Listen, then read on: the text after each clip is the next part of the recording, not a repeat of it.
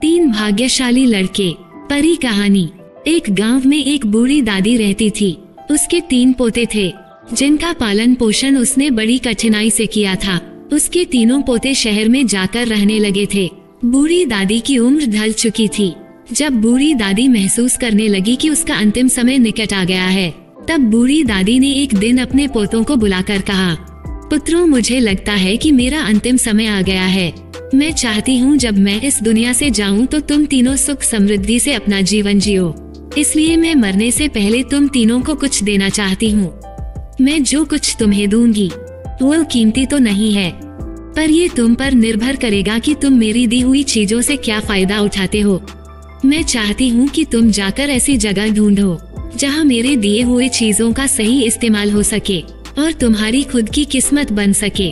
तब तीनों पोतों ने सोचा कि यह एक मौका है अपनी दादी माँ की आशा को पूरा करने का। बूढ़ी दादी ने पहले पोते को एक मुर्गा दिया, दूसरे पोते को एक बिल्ली दी और तीसरे पोते को एक दराती दी। कुछ दिन बाद बूढ़ी दादी की मृत्यु हो गई। सबसे बड़ा लड़का अपने मुर्गे के साथ निकल पड़ा, पर वह जहाँ भी जाता था वहाँ उसे दूर से ही मुर्गा दिखाई दे जाता था। गांवों में बहुत से मुर्गों के बांग देने की आवाज सुनाई देती थी। उसका मुर्गा कोई नई चीज नहीं था, इसलिए उसे पैसे कमाने का कोई तरीका नहीं मिल रहा था। आखिर में वह एक ऐसी जगह पहुंचा जहां के लोगों ने मुर्गे के बारे में कभी सुना भी नहीं था और न ही उन्हें वक्त का पता चलता था। वे तो बस सुबह शाम जानते थे। अगर रात में नींद न आए तो यह नहीं जानते थे कि अब क्या वक्त हुआ होगा। बड़े लड़के ने उन्हें अपना मुर्गा दिखाया और कहा, देखो, ये कितना अच्छा जानवर है। ये सैनिक लगता है। इसके सिर पर लाल रंग की किलगी है और अपने पैरों पर घूमता है। रात में 3 बार बांग देता है। तीसरी बार तब बोलता है जब सूरज निकलने वाला होता है।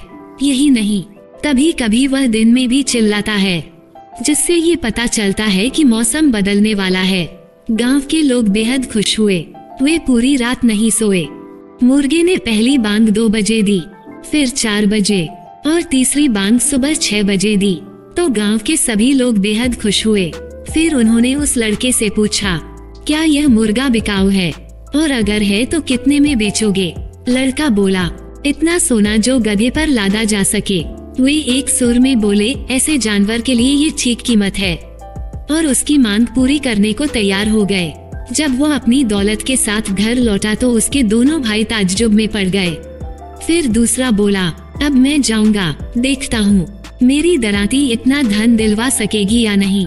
उसको बहुत उम्मीद नहीं लग रही थी, क्योंकि वह जहाँ जाता था वहीं उसे किसान मिलते थे जिनके कंधों पर अच्छी दराती होती थी। पर आखिर में उसकी अच्छी किस्मत उसे ऐसी जगह ले गई जहाँ के लोगों ने दराती के बारे में सुना भी नहीं था।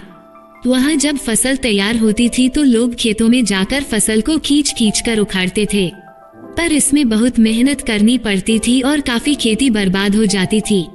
वह आदमी अपनी दराती से काम करने लगा। उसने उनकी पूरी फसल इतनी जल्दी काट दी कि लोगों के मुंह ताज्जुब से खुले रह गए। वे इतनी अच्छी चीज के लिए कोई भी कीमत देने को तैयार हो गए। उसने दराती के बदले में इतना सोना मांगा जो घोड़े पर लादा जा सके।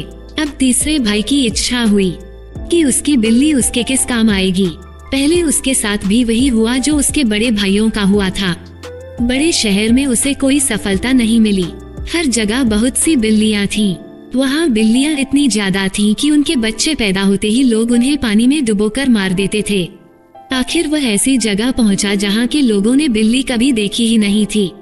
उनके यहाँ चूहे इतने ज्यादा हो गए थे कि मालिक घर में हो या न हो, वे घर में हर जगह नाचते दिखते थे।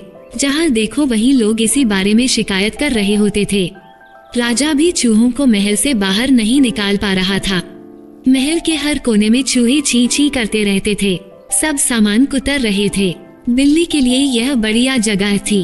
उसने उनका पीछा करना शुरू कर दिया। पलक झपकते ही उसने 2 कमरों से उन्हें साफ कर दिया। अब लोगों ने राजा से कहा कि जनता की भलाई के लिए किसी भी कीमत पर उस बिल्ली को खरीद लें। राजा ने खुश होकर मुंहमांगी कीमत उस लड़के को दे दी। एक खच्चर पर सोना और हीरे जवाहरात लादकर उसे दे दिए। इस तरह तीसरा भाई पहले दोनों भाइयों से ज्यादा दौलत लेकर घर लौट आया। उधर बिल्ली शाही महल में दावत उड़ा रही थी। उसने इतने चूहे खा लिए थे कि अब उनकी संख्या कम हो गई थी। बिल्ली का पेट भर गया तो उसे प्यास लगने लगी। वह सीधी खड़ी हुई, सिर ऊंचा किया और बोली, म्याऊं म्याऊं। इस अजीब आवाज को सुनकर राजा ने अपनी सारी प्रजा को इकट्ठा कर लिया। बहुत से लोग उस आवाज को सुनते ही इतना डर गए कि चीखते हुए महल छोड़कर भाग गए। राजा ने अब एक बड़ी सभा बुलाई ताकि यह तय किया जा सके कि आगे क्या करना चाहिए। बहुत बहस के बाद यह फैसला किया गया कि बिल्ली के पास एक दूत भेजा जाए जो उसे यह चेतावनी दे कि वह फौरन महल छोड़ दे, नहीं तो उसे जबरदस्ती महल से निकाला जाएगा। सलाह देने वाले कहने लगे, बिल्ली को सहने से अच्छा है कि हम चूहों को सह लें, क्योंकि हमें उनकी आदत भी है। चूहों से पीछा छुड़ाने के लिए अपनी जान खतरे में नहीं डालेंगे। दूत ने जाकर बिल्ली से पूछा, क्या तुम महल छोड़ने को तैयार हो? पर बढ़ती प्यास से परेशान बिल्ली ने कोई जवाब नहीं दिया और वह फिर से बोली, म्याऊं म्याऊं। दूत को लगा कि वह नहीं कह रही है। उसने जाकर राजा को यही जवाब सुना दिया। राजा ने तोपे लगवाए और हर तरफ से महल पर आग बरसने लगी। जब आग बिल्ली के कमरे तक पहुंची तो वह खिड़की से बाहर कूदी और भाग गई, पर घेरा डालने वालों ने उसे भागते हुए नहीं देखा, इसलिए वे बार बार महल पर गोले बरसाते रहे और आखिर महल जलकर धूल में मिल गया। दोस्तों, अगर आपको ये कहानी अच्छी लगी हो तो लाइक जरूर करें, और अगर आपको मोटिवेशनल स्टोरीज वीडियो देखना पसंद है तो आप स्टोरी केड चैनल को सब्सक्राइब करके बेल आइकन को प्रेस कर ले ताकि लेटेस्ट वीडियो का नोटिफिकेशन आपको सबसे पहले मिल जाए। Thank you for watching.